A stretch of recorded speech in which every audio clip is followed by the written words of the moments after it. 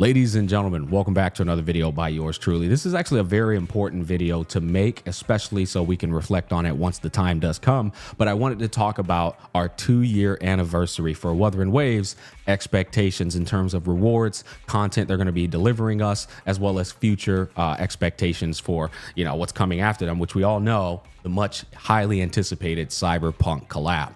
I was taking a trip down memory lane and I was looking at my 2.3 anniversary live stream because I was just trying to see what that was like, which, by the way, it was absolutely insane. We ended up hitting a peak of, check this out. We ended up hitting a peak of 4,367 viewers on YouTube with like another 838 on Twitch. Insane numbers. That's still the peak of my entire channel, even surpassing HSR numbers, which is wild. But apart from that, I also went over to my raw and honest thoughts, and 69,000 views on this video. Holy based. 4,000 likes, but only a 711 dislike ratio, which, by the way, this was 100% the HSR community. At the time, they were salty because after the global passive scenario with creators like me, Tech, and everybody else, every damn content creator, we were going in on HSR about its predatory power creep, about how they are, presenting the global passive, how they're not putting any investment in the story and stuff. We shit on that game so hard so that when WuWa came around with this shit anniversary, HSR viewers wanted blood. They wanted us to go hard on this game just as hard as we went on HSR, and they were doing false equivalencies. It was crazy. It really was like a big shit show of drama, which thankfully I think we've moved on past a great deal of it. There's still tribalism in the space, so on and so forth, but we've moved on past a lot of that stuff. HSR kind of like does their own thing. WuWa community does their own thing, but there's always the shills and the bots going at it. That's a never-ending circle. Anyways, who cares about all of that? What I wanted to talk with you guys about today is, where did WuWa go wrong? I have some bullet points. What was the worst things that Wuthering Waves did at that point in time that deemed it a bad anniversary? And then we got a whole list of things that I expect to see this year's anniversary. And I want to get into some of the conversation. I want to get you guys in on it, so on and so forth. So let's go ahead and get into it. But first, a word from our sponsor. Trust me when I tell you there is not a greater time than to start your Epic 7 journey than today, be it a new player or a returning player. They dropped a brand new update called the New Era, and with it came a brand new system by the name of the Milestone of Radiance. The Milestone of Radiance system allows you to play basic content and acquire a resource which you can then use to exchange for treasure chests. Now, these treasure chests, they are ranging from different tiers, going from bronze all the way up to diamond tier. And within them, you can obtain materials to level up characters and progress their strength and abilities. But more importantly, you can also acquire characters themselves, ranging from Covenant heroes up to Moonlight heroes. And yes, those are the light and dark heroes new players can acquire and guarantee themselves, at the very least, 10 Moonlight heroes merely by playing basic content in the game as a new player. And the reason I said at the very least is because this system also gives you the RNG chance, with a little bit of luck on your side, to upgrade lower tier chests into higher tier and potentially acquire even more than 10 Moonlight heroes. Now, you might be asking yourself, well, Smack, what constitutes a new player?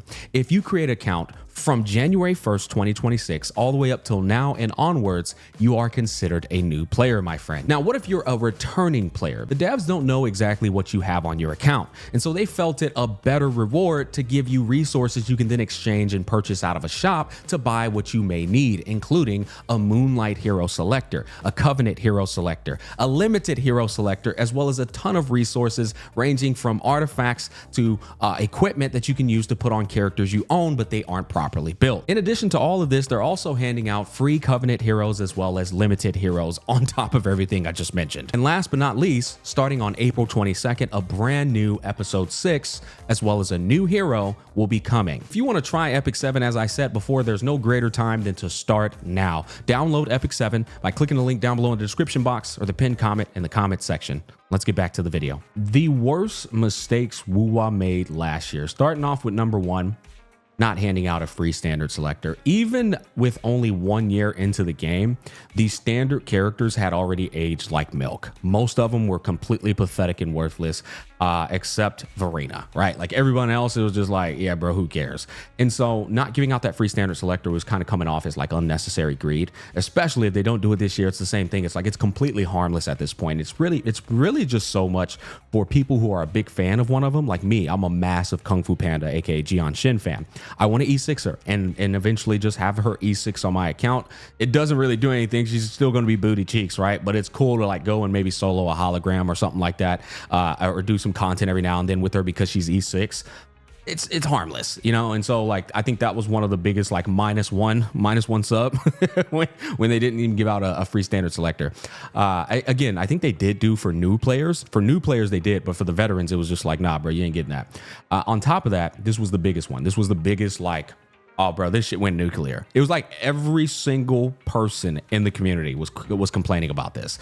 Giving 37 pulls for 1 year of WuWa when the community took this IP to the moon with its support. They did. This IP went from 0 to hero in 1 year. That dude, Kuro Games, nobody cared about him except the PGR community, which is like, I'm gonna be real, bro, it wasn't a big community.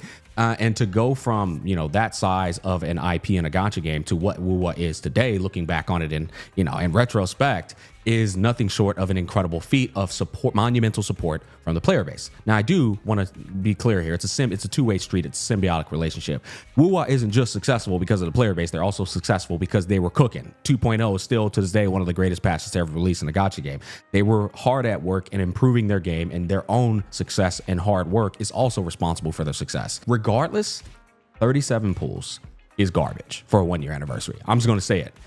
Now we're going into a 2 year anniversary, right? But like for a whole year, you made, dude, I don't $500 million. Who knows? I know they made a lot of money. They made a crap ton of money.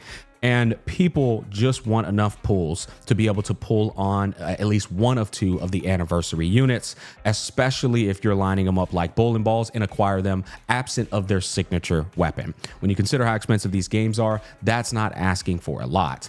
And so it makes sense. It makes sense. When I look at this though, like this was the anniversary, right? It was Zani. Now before Zani, this is the cool thing. They're doing that this year too. There's nothing being ran. Gives you time to save up for her.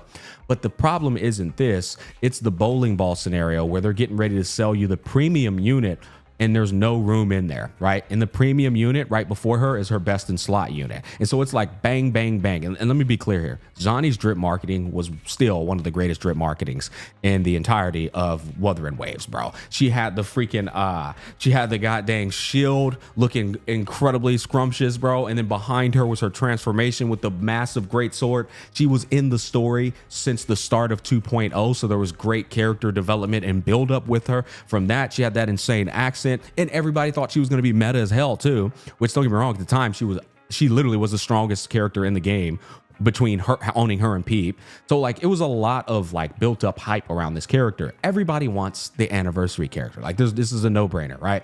And so when you take all this into consideration and you go back into the 37 pulls, it was a disaster. I'm just going to be honest with you, bro. And they ended up putting an apology on Twitter and giving people 10 Radiant Tide, 10 Forging Tide, and 10 Lustrous Tide, which I'll be real. Lustrous Tide is so goddamn worthless. Even today, it's pretty damn worthless. Oh, man, but we got better weapons, bro. That shit is ass. So we ended up getting a grand total of about 57 pulls after the apology. Now, the next thing that kind of like made the anniversary a disaster was the anniversary patch opened up with no MSQ, but instead a Zani companion quest. This got to be one of the worst mistakes I ever seen in terms of marketing and hyping up an anniversary. You drop the patch with no MSQ. Big L, right? That was a big L. It really was. And it's like when you start to like list off these things, you start to see how the anniversary turned into a massive disaster. And I mean, it was a lot of people bitching. Even like, I think even on the other side of the hemisphere, people were pissed off, like Chinese, Japanese. It was pretty crazy. But moving on, the next one was they dropped Dreaming of the Deep. This was the most dog shit permanent mode in the game, still to this day. This is that mode where you're like walking around on like a Monopoly board, picking up like buffs and stuff. Bro, that mode was booty cheeks, brother. The next one. Now, this is a controversial one. Not giving out a free limited character. It's a polarizing topic here in the community at the time. I have some good thoughts to share later about it. But essentially, there was a big big discourse in the space, literally due to this topic. And it was partially because leakers led everyone to believe that WuWa was giving out this. And so a lot of people got their hopes up, and then when it didn't happen, everybody was mad as hell. So I would say leakers play a huge role in that as well. The other thing is, though, a lot of people, much like me, think a one free limited character per year is completely valid. And I still stand on that to this day. Now, I think there's a big caveat, and I go over that in all of my expectations. There's a massive caveat. Two of them, actually. One of them, obviously, if they give you the anniversary character straight up for free, they just butchered all their revenue for that month, which is insane. But not only that, it's like stepping on the money of people who just pulled on those characters in recent times. If you were to give you somebody like, let's just say, let's say Mornier, if they give you a Mornier, well, people just pulled on Mornier with their hard-earned money, and now they're giving her out for free. That's going to piss off some people, right? And so there's a caveat there, but a lot of the issue here is remedied with time. Like you say, here's a free character that you can only acquire, a limited character that hasn't been out in the last 6 patches, right? And so with enough time that goes by, people don't really trip about that type of stuff. But if you're dropping free limited character selectors on a character we just pulled on, of course that's going to be problematic, right? And so it has to be within reason to a degree. But those are pretty much the worst mistakes that WuWa made last year. And now I want to go into expectations for this year. All right, WuWa 2-year anniversary expectations. These are expectations, nothing more or less. If some of them are not met, life goes on. I'll definitely be farming the backlash or praise with impartialness regardless. So that's important to establish, boys. But let's start off with the first expectation that I have. Free standard character selector. Like I said before, literally harmless this far into the game, allows new players a little bit of a better edge while giving veterans a chance to E6 one of their favorite standards. Like I want to eventually have an E6 Kung Fu Panda, right? Easy clap, not a problem. I think they should definitely consider giving a free standard character selector. It's nobody's going to lose out on anything, including them, bro. Number 2, 57 pulls up front, although I would actually say 60 pulls up front. If they do this, this is more or less the exact same thing they did last year. So the standard at the bare minimum is what they gave last year. Now, on top of this, we're going to grade everything else that I expect to see, right? If it's just 60 pulls, it's still not enough for an anniversary. That's still pretty garbage if you ask me. But 60 pulls with the free standard character selector and some other things, some ideas I have down there, now all of a sudden it's a pretty good anniversary. Not to mention they've already done a pretty good job right now by having Luke into Sigrika into no banners. That's massive because a lot of people are already who were being smart with their pulls are saving up a lot of resources to the point where Hiyuki comes out, you're pretty much probably going to have 120 in the bank right there, right? Like 120, 130 in the bank, or you might even have 180 in the bank. I don't know. It depends on everybody. Some people log in, do every single thing possible. If you're like me, you log in maybe 3 times a week and do like the important stuff, and that's it. You're going to have a lot of pulls saved up to where Hiyuki will pretty much be effectively free if you skipped Luke, Sigrika, and obviously continued farming the game, logging in every day, so on and so forth. So I think 60 pulls is pretty valuable considering that on top of, all that preparation time you got for Hiyuki. But Hiyuki and Denia, and I'm gonna be real, they're selling as a 2-way package. I think both characters, as I said, everybody wants to have anniversary characters. Anniversary characters are incredibly valuable. Then you're going straight into the Cyberpunk collab. It's like, god damn, right? We're getting drayed. There's people out there that'll actually say you're greedy and stupid for wanting Hiyuki, Denia, and Cyberpunk collab characters. For those people, I would say you're kind of cooked in the brain, and Gacha has fried your brain to think that's even a rational thought. It's not. I would say you're greedy and stupid if you get Sigrika into Luke and pull on rerun banners during the banner. No new characters are being ran, and you want Hiyuki, Denia, and everybody. It's like, okay, brother, now you just want every character in the Gacha game. The fuck are we doing, man? You know what I mean? So getting back to it, people complained so hard. The devs apologized, gave all that stuff, right? I think 60 pulls will at the bare minimum match what they did last year up front.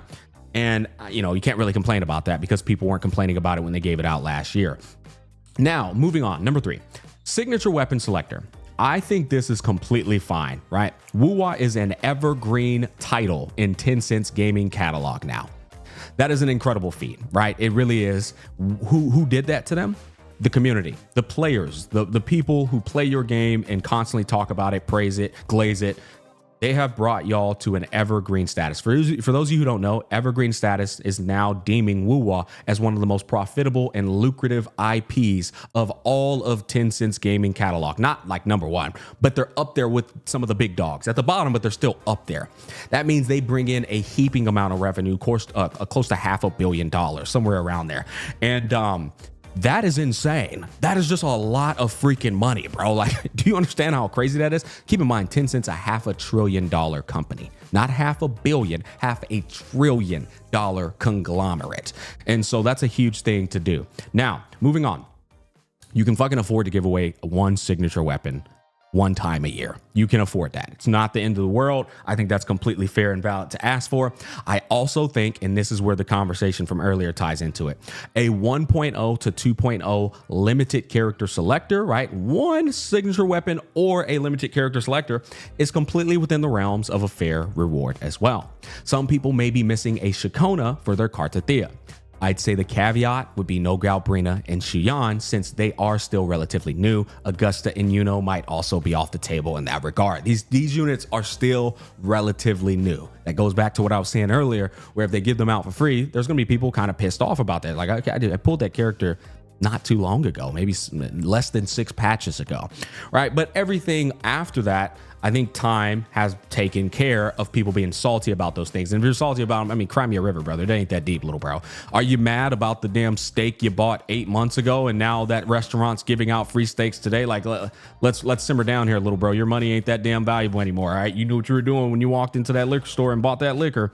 All right, let's simmer down. I'm just saying, I think there's within reason. It's okay to do this. I think both of them are completely fine. Signature weapon selector and a 1.0 to 2.0 limited character that's not in the past 6 patches. Once again, bro, this company makes a heaping amount of money. They're going to make a heaping amount of money during the anniversary into the Cyberpunk collab. It's okay to do this one fucking time a year, in my personal opinion, in my humble opinion. Now, moving on. Number 4, improvements to the battle pass again. They did this last year by adding in an item modifier, more experience and materials. They literally did this, right? So the battle pass improved with the anniversary last year. Guess what? I need it to improve again. And you know what I want to see? I want to see 2 reroll stat selectors with 2 on the free side and 2 on the paid battle pass side. Stop being fucking greedy and keeping this exclusively in the shop where nobody is going to consume that resource except whales for this shit over their valuable pulls or dupes for characters. I'm talking about the shop that you exchange to buy a free dupe for a character, or you exchange for more pulls to avoid spending money. They put that shit and it's still in that shop. Let's get something in the battle pass for the 1-year anniversary, a 2 reroll stat selector. I think that's completely fair. I think it's completely valid. And now people will have 2 rerolls guaranteed every 6 weeks, every patch update. That's nice, especially considering the tuner situation and how annoying it is to build characters as time goes on, especially for casuals. I think it's a great battle pass addition. Comment down below and you guys let me know what you think. Number 5, new skins for Carta Thea, Augusta, Yuno, Ameth. Now, don't get me wrong. I'd love to see skins for all 4 of them, but 2 of them would make sense because last year it was Changli and Carlotta. I think they should have skins for the upper echelon premium characters every anniversary. The characters the majority of people are pulling for, not the characters that a lot of people didn't pull for. Now, to be fair, a lot of people own Changli and Carlotta, right? So they cooked with that one. But I do think this year, Carta Thea, Augusta and Yuno, Ameth might be a little too soon, right? Although, then again, if they dropped an Ameth skin, I'm sure the entire community would purchase it considering the 3.1 hype. But I think 2 of these characters, again, more the merrier, should have a skin on the anniversary. And please do not do this ridiculous shit y'all been doing where you've just been charging an egregious amount of money for skins, bro. Like, nobody bought that Zani skin. A lot of people didn't, I would say. I damn sure didn't. And I'm a Zani simp. You charged way too much for that, little bro. I'm going to be honest with you. That said, depends on how crazy the skins look, right? If they look absolutely diabolically good, then I'll probably end up spending money. We'll see. 6, Big Dick MSQ. Please, last year, bro, do not do a companion quest on your anniversary. That is the worst, like sheer opposite of hype up an anniversary move you could have possibly done. Maybe that's why Dong got fired. Maybe Dong had that idea. All right. Do not do that ever again on an anniversary update. Now, I have nothing but full-blown confidence, especially how filler this current patch is 3.2 is, that this will be a big dick MSQ where Hiyuki's going to go crazy. I do. I think Denny is going to go crazy. I think it's going to be a crazy. I think they're doing their thing this year. Of course, they're not going to make the same mistake twice. I have nothing but confidence that this anniversary is going to be handled a lot better in that regard. Number 7, proper roguelike mode. I don't really care about this. This is kind of just like throwing an idea out there. They dropped the freaking Dreaming Deep game mode. It was diabolically ass, bro. Let's just be honest with you, right? That's just a little idea though. Like, don't take it too serious, but maybe they drop a new little permanent game mode that is, well, a lot better than Dreaming Deep. Number 8, Cyberpunk collab, official reveal news, and even a little bit of a teaser. It's that time. It's that time. After this, they're actually doing the collab, which means during the anniversary, we 1,000,000,000% need to see some news, a teaser, and starting to peel back that curtain just a bit. And then finally in 3.4 live stream, it's fully revealed. Yeah, I think everybody's going to be expecting this. When I do my live stream, I'm probably going to pull an all-nighter that day. It's going to be cinema. There's no way. I think it's unrealistic to expect 5,000 viewers to show up again. But if we can get close to 4, that'd be freaking nice. But yeah, I'm going to do that. And we're going to do our bingo that day. And I'm going to have all the bingo stuff ready for this live stream. It's going to be cinema. Continuing on. Number 9. Top-up reset, right? Number 10, number 11, and number 12. Free tuners. I don't care how many you do. Maybe it's times 500. Maybe it's time for times 1,000. Just give us some free tuners, man, on the anniversary. Dear Lord, bro. Like, quell people who keep crying about that shit, which, by the way, I think it's valid that they're crying about it. Number 10, motorbike music collab and skin collab with more iconic IPs. I think this has been such a great idea in WuWa. I do. I think this has been such a phenomenal idea with the Persona music, with the Persona like skins being put on the bikes. More of this. Let's get somebody else though. Like, let's not just only do Persona. Maybe you even do like Metaphor ReFantazio, which I haven't played that game yet. Or maybe you go to a completely different IP like Street Fighter, bro. Street Fighter music would be pretty cool. And you'd be collabing with Capcom, and now you'd have a great collab partner to put in your back pocket. Capcom, oh my God, bro. Cinema. Maybe you do Resident Evil. Holy, but more of that. I genuinely think this is such a great idea to put in on the anniversary. And my last thought, a new collab announcement. Why not? Why the not? You know what I'm saying?